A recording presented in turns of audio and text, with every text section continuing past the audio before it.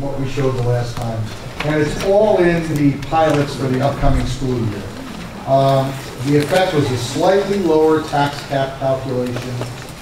Last time it was 2.34% increase, it's now 2.32, about $20,000 in total difference between the two. This was, we have to submit this by March 1st, and the board and the district can resubmit it as late as April 21st, and we may or may not, depending on if there's any change in this data, but we don't expect any.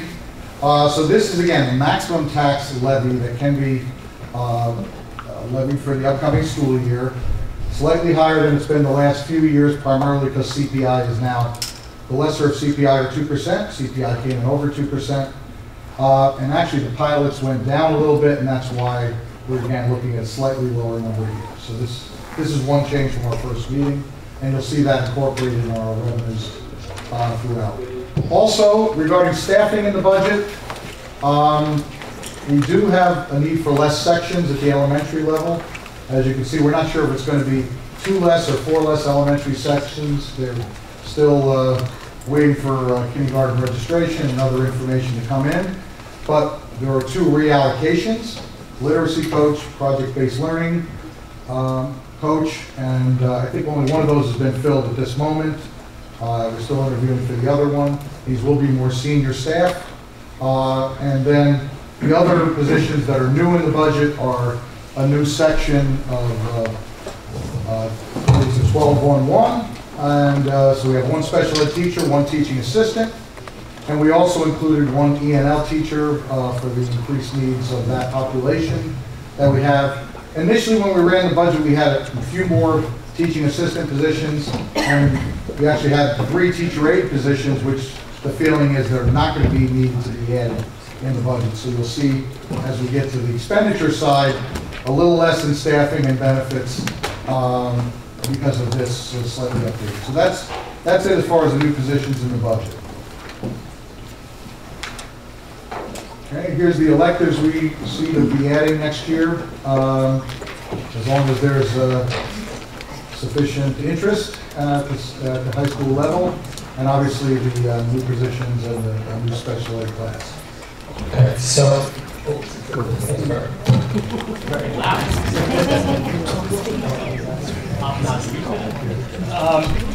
So on the previous slide, you have 2 positions that are being reallocated. Yes. You have 3 positions that are being called new hires. Yep. However, your intention is to keep the same number of full-time employees that you had this year. Well, again, we might be down to, it depends if we have truly 4 reduced elementary sections. This is, if we have only 2 reductions in elementary sections and reallocations, we'll take care of those. The 3 new hires will be above that.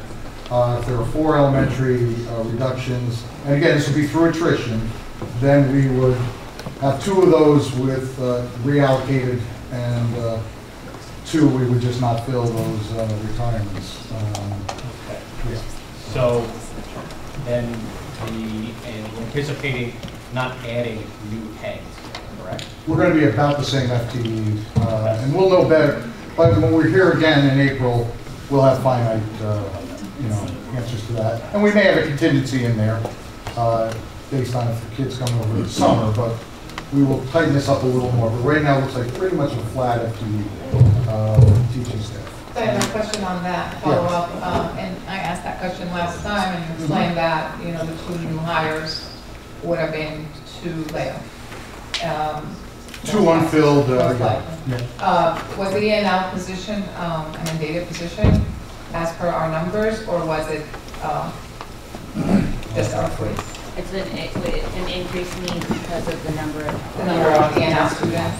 So that one was, but the other program was an optional program that we the special ed, that was a choice. That's another one bringing folks back from out of the The special ed was also because of the numbers coming back to this. Okay.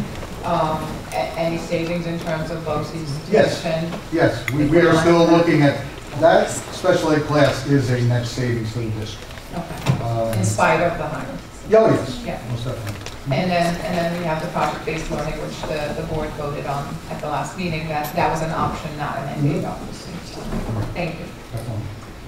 And And then on, Sure. sorry, I have a question on this one. Okay. No? Next one? Yep. Okay. Okay. I know we went through this last year also, but the electives that you list here, you're not adding any FTEs to accommodate those electives, right? I got can it answer. for- Yeah, please, thank you. Yes, no, we're not adding any FTEs. These are listed along with the other electives, and it's based on how many kids sign up. Okay. So if there's, and I'm making up numbers right now, if there's 20 electives they can choose from, and we're prepared to offer the 10, that was the same 10 we're going to offer, it's just which of the 10 are going to be offered based on interest. Sure. So you've got 6 electives listed here? Yeah. So if you wind up running 3 of them, or you run 6 of them, does your head count change? No, because these 6 would run in place of something else. Okay. Because So there's then- only a finite number of kids. So then really, I mean, I guess I fail to see how this is really how this affects the budget then. Because if we're talking about It the same doesn't. head count, I mean, really, this doesn't really have anything to do with the budget. It doesn't affect the budget. It's under the new and expanded opportunities, so it's just a different opportunity kids will have. They have never had the opportunity to take these Okay. courses. And that's fine, I mean, that's a curriculum, that's a great thing for the curriculum, right? But I just want to make, just so that we're not Right. making these assumptions with the public that all these electives cost more money, because they don't. Good point, yeah. And whether or not that list was there, we would have the same. Exactly. Thank you. Okay, with the changes to salary and benefits, and those are the only changes here, our expenditures went down. We still, however, all the other areas should be exactly the same as they were on the first night. We really haven't made any other changes to the other parts, so it's just the salary and benefits. Benefits went down about $20,000. Salaries a little closer to $200,000. Revenues, again, a slight reduction in tax levy. So we still have a gap, but it's a much smaller gap than we had before, and we'll get to that in a little bit. But those are the only changes on the expenditures and revenues from our first night when we went through this. We had a question about the tax certiorari balance. And we're, round figures, approximately $20 million in the tax cert reserve currently. That's before we make any payments that have been authorized for this year, which we will be making shortly. So, I noticed when I was looking at this, that you have no value in for prior year down at the bottom. Right, 17, 18. right, we never, right. Every year, what we'll do this summer is we'll say of that $4.6 million, what do we now still have to have set aside for that? It won't be the same number. Some years, fortunately, almost every year, we have more put aside than we actually need. So Okay, we readjust every year, and then that flows back to fund balance. So we have $20 million put aside. Yep. And as you just said, we have more put aside than we actually need. Well, in the past, that has always been the case, and we specifically try to plan based on a settlement that's fully in favor of the taxpayer. So it's a worst-case scenario. What is the common practice in other districts in Rockland County? Does everybody keep $20 million in tax certs? I'll survey around. I'll survey around. The 100%, I think, would put us in, the minority that has the ability to do that. And it's mainly just the ability to do it versus a choice. But I will survey around and try to get both a percentage that they put set aside and how many dollars that it is. I certainly would like to know common practice because, every year we sit here and this tax cert number goes up and it goes up. And, granted this year we have a $610,000 payout for Novartis. Yeah. But I would imagine that that's lower than we probably estimated it was going to be. Yeah, that will free up. I mean, we did get, that was 1 year, we could have had a 2-year because of the sale of the property. And we do expect them to probably be there in 18, 19 again, the new owners with the tax cert. But be that as it may, no, what we set aside for Novartis is more than what we're going to pay out in the next month. So I think, at some point I realize it's probably a tall task, but maybe to do our due diligence and actually go through all the tax certs that we're keeping and whether or not these numbers are still valid, whether or not Every year we do that, we'll give you that side list, it's there. Every single thing on this board. Yes. Yes, yeah, well, there's a name behind every number here, Does it rule anything more than 4 years, or was it 4 Right, years it has to be rolled over? But we look at every single one. We don't go by that course. We look at every single check and take it off as it's settled. And let me just answer one question. The reason it says prior year 17, because this is the balance at the end of last year, where we put the New Year's tax. So the year before, 17, 18 didn't exist, and that's why it was zero at this point. Okay, But also, one other thing about Novartis was, that was a one-year settlement. And that was pretty close to what we had put away, wasn't that far off. Where if it was a 2-year settlement, which they wanted, luckily they didn't do that, we wouldn't have had that extra money left over. So, you know, you don't know exactly what's gonna happen at any time. Yeah, the major benefit of ours is 1 year versus 2 years. Matt, there was a great NISBA workshop, thanks, workshop, that was a video. For that. It was very good. We also had a question on transportation. So this is what our current fleet is. Obviously, this is an area, we're going to also project, and might even be after the April meeting, but we are going to give you a look forward a number of years. And this is going to be an area that's going to grow higher than the trend, because the expanded need we have from the growth in non-public shows up primarily here. And we would expect this. We have brought the costs, controlled them down a little bit, but probably going forward, they're going to grow at a level above trend. 50% increase in students transported non-public since 12-13. And then we did give you, kind of going back a few years, what the numbers have been. And again, we did plan on, we have put in the budget growth based on new schools opening, new special ed placements. So we do have a little bit of buffer next year to absorb that, which we discussed in our first meeting. But here's a little bit of our history that we try and manage each day. The biggest area of the budget we didn't discuss the first time was the capital. And really, we fund this from two buckets. We started last year putting $700,000 in the regular budget to take care of capital needs. And we'll define capital needs as the things that normally would cost more than $100,000. You would need an architect to design or an engineer to plan the work out, and it would be work above and beyond what our able staff can do. Just the number of people, or sometimes the equipment or skill sets would require us to contract out. So the listing this year is going to be a little heavier year. It's definitely a theme of, as you go through them, safety, security, and really it was even before the Florida incident that we were kind of looking at these entrances. So we are presenting that. So of the $2.2,700,000 will be in the budget. In order to spend the rest, over the last few years we've had a capital reserve vote. We have approval from the voters for up to $10 million.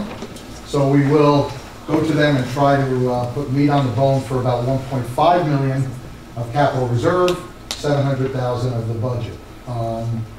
And we just got some of these final figures, in the last few days from the architect, as well as the renditions. So that's what was holding us up and getting things to you earlier. So, just for clarity, the extra 1.5 is coming out of the 10 million capital reserve fund that we set up last year. Right, only right. Right. Yeah. Okay. We set it up, but we didn't fund it. So now we got to. Right. Yeah. So we'll be both funding it and an authority to spend it. Yes. So. Okay. Oh. Excuse me, Anthony, can we expect any money back from the state on these? Yeah. On security? Yes, these are all fully state aided projects. So we would get, our aid ratio is about 52, 53%. Unfortunately, it's amortized over 15 years like it's indebtedness. I'm apologizing right now because I think we expected to have the pictures, which I think you have in yours. And I'm not seeing them here, as I'm seeing the blank of where they would go. Can we get to the website, or is that possible? This is my bad, by the way. This is my fault. I emailed the wrong version. So, but there are only 3 buildings where currently you could walk in and there's not a vestibule there, where you'd be buzzed further. It's high school, RP Connors, and Viola. So you were right, Jimmy, I should have gone through this one.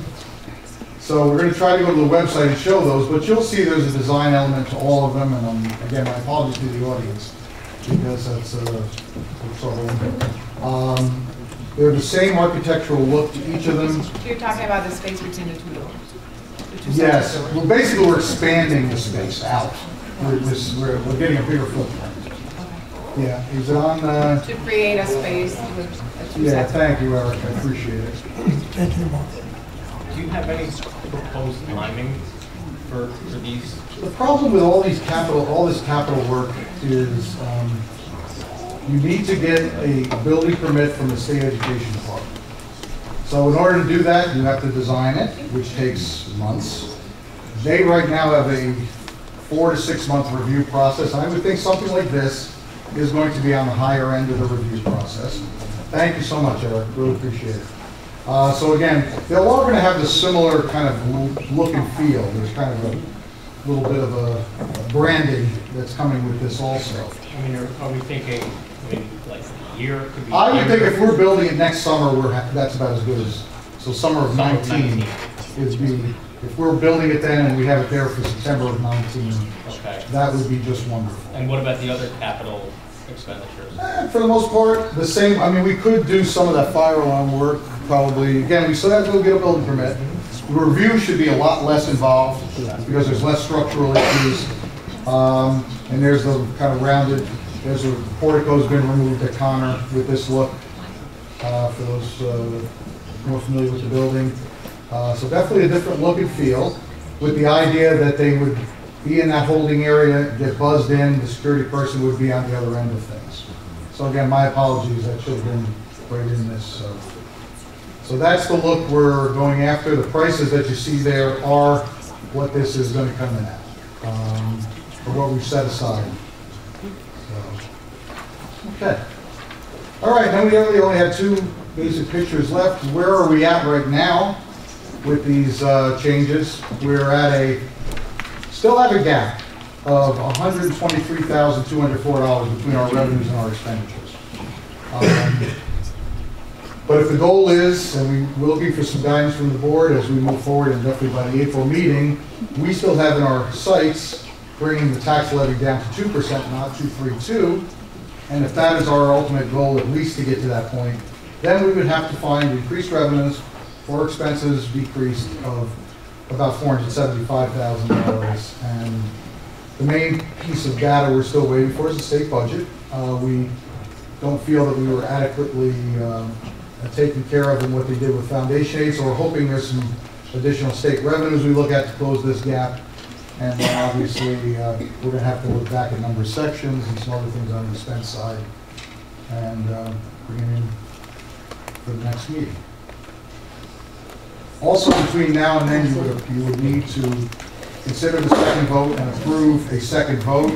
That would have to occur at no later than early April, that you would decide if that's the direction you want to go. A second vote for capital. And again, what we're proposing are those items we had discussed a few slides back. This would be our capital budget. Again, safety, security seems to be the theme throughout, and about 1.3 million for entrances, and another 800,000, 900,000 for the middle school. Fact is, we'll actually combine the stadium seating and the fire alarm. That'll be one project. It's at the same building that we sent out there. Still to go, with obviously, as we said, review the revenues after state budget and close the gap. We'll have this presentation with the pictures that we're at on the website for the public as a follow-up to. Any questions? In last month's presentation, you had some other improvement projects. You had $393,000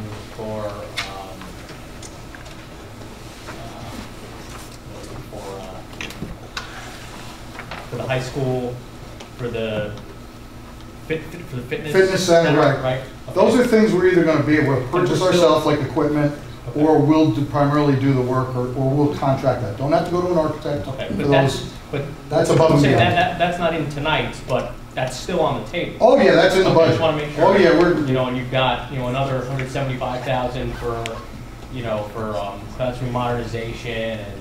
Yep. uh, Oh, yeah. Okay. And I think that's one of the positive things of this Okay. budget, even though it's, Okay. you know, it's been a little tighter, we will have not sacrificed facility needs, and, yeah, that's all still in there from the first meeting. We'll combine everything in a final discussion, Okay. in the next month or so. Will you, Yep. go ahead. Will you have, just with respect, I think it was the second to last Mhm. slide, you talk about the current gap and at a 2%, and then, or the tax cap, and then Yes, the gap at the 2%. yes. But in order to make that decision, we need to see what would happen if we went to a 2%. Where are we making up 474,000? Right, right. And Yeah, because you know, we gotta kind of weigh it, see what we're giving up and whether yeah. we should be doing that. Yeah, we have yet, because there's still some moving parts we haven't put together. Here's the plan to get to 474. Again, we're hoping most of that gap comes from Albany. Right. In which case, and we'll have obviously more detailed information on our staffing numbers, so that will all be very positive, and we'll know how much. But yeah, we will, in our final budget meeting, we will have that discussion as to, this is what it'll take to bring it down to that number, and that'll be, we need the board's guidance at that point. And as we're to at whether that's 2.32? acceptable. We're at 232. Was 232. it 234? And again, we're still $123,000 from that, but. Was it 234 at the last? Yeah, it was. That was all that pilot, slight change, So did $20,000. we go back, as I requested at the last meeting, to revisit some of those numbers and try to tighten it a little bit? Or that, there hasn't been a chance to do so? Well, there has, we reduced our staffing figures by about $200,000. We reduced our concomitantly the benefits of tax by $20,000. But no, there has not been any, I mean, beyond that, we go through a process with our principals, we prioritize items, and that is still the budget we're presenting. Is that where the .02 came from, or not necessarily? That was pilots, just came in a little lower.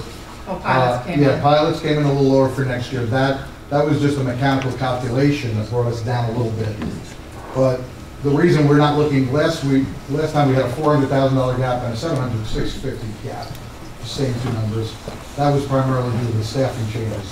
So now our gap is 123, and to get down to 2%, 474. Those were about Is there any room- $250,000 Is there any higher. wiggle room besides what we don't know yet, what the state's gonna give us? Is there any other wiggle room?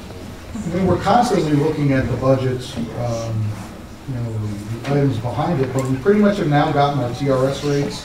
Our health insurance rates are an estimate, but we stand by them. We have contractual increases that are settled for the majority of our staff, including the largest unions. So it would really have to be, you know, choices, decisions of, you know, only do one of the exercise areas of high school. So it'd be those kind of choices that people might have to be made.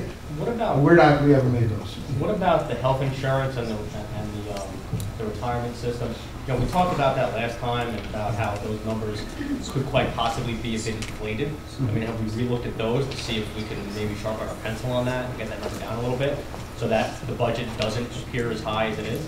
The reason we tend to get money, especially in retirement, is we're assuming every salary dollar that's in the budget is going to be spent, all the sub-costs.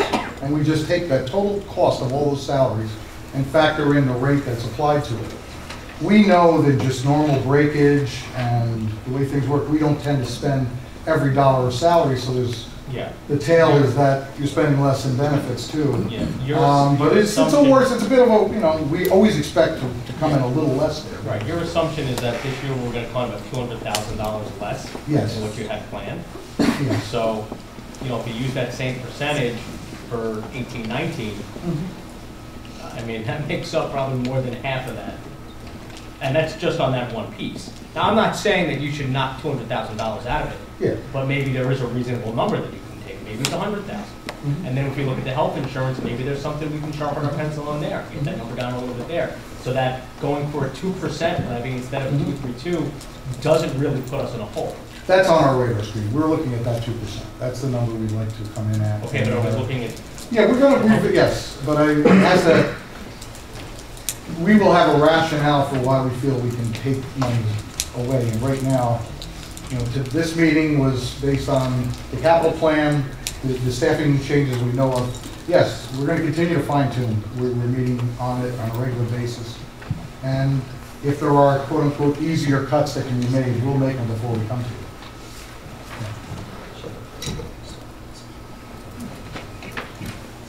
Any other questions? I have a question.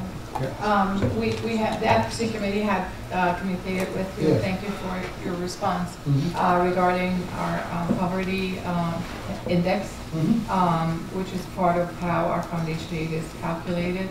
And we really would like to dive into trying to find out if we should advocate for recalculation, since it's based on 2000, I believe, 2000 figures. Yes, it is. Yeah. Which is clearly not the current Right. poverty rates in our neighborhood or our district, and the same for other districts.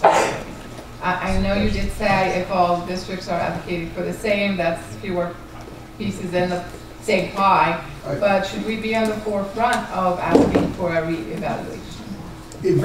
Also, what I tried to relay was, even if the general poverty in Rockland County and Round Coast specifically suffering is a little higher than it was before, if the rest of the state also is higher than it was before, there's not enough data I can look at to say relatively we're more or less than the change that occurred around the whole state in the last 15 years. We had a great recession, so that's the only thing about the poverty index. Yeah, we know we'll look a little poorer, but is upstate looking even poorer than they looked in 2000? If so, it always compares it to the state average.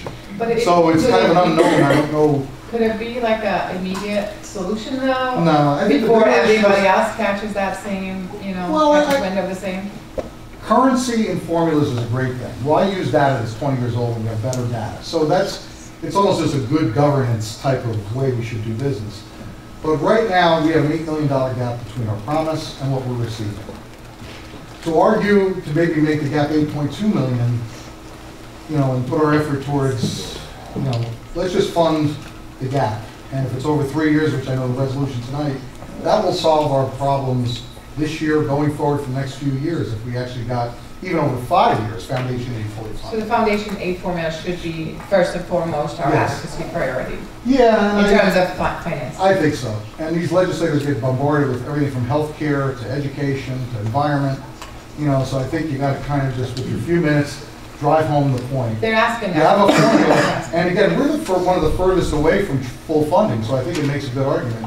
We're about at 55%, I think was our number, of what the formula truly funds.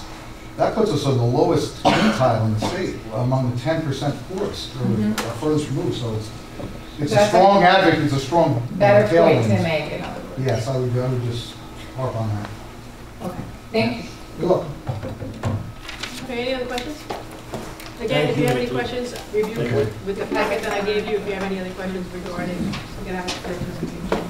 Yeah, And we'll have the pictures on the website. Next meeting. My apologies. April 9th.